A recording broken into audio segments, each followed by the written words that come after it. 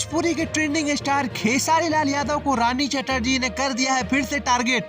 जी हाँ दोस्तों, रानी चटर्जी का कहना यह है कि खेसारी लाल यादव बहुत ही नीच इंसान है और वह भोजपुरी के इतने बड़े धरोहर होने के बाद भी अश्लील हरकत करते नजर आए। रानी चटर्जी का कहना यह है, उनकी जिम वाली वीडियो बहुत ही ज्यादा वाहियात थी और इससे भोजपुरी फैंस पर काफी बुरा असर पड़ेगा। फ्रेंड्स, यह बात तो कहीं से नहीं झुठलाई जा सकती है कि आज की भोजपुरी इंडस्ट्री के हीरोइन काफी ज्यादा पारिवारिक फिल्में कर रही हैं और ज्यादा से ज्यादा परिवार को अपनी फिल्में दिखाने की कोशिश कर रही हैं।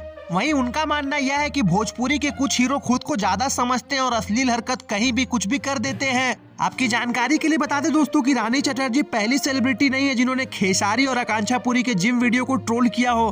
पूरी की पूरी भोजपुरी इंडस्ट्री उस जिम वीडियो को ट्रोल करती आई है और सबसे ज्यादा चौंकाने वाली बात यह है कि रानी चटर्जी ने खुले में चैलेंज किया है कि अगर उनके इस ट्रोलमेंट का जवाब खेसारी लाल यादव देते हैं तो वह उन्हें इससे भी ज्यादा गंदी तरह से ट्रोल करेंगी और रिप्लाई देंगी।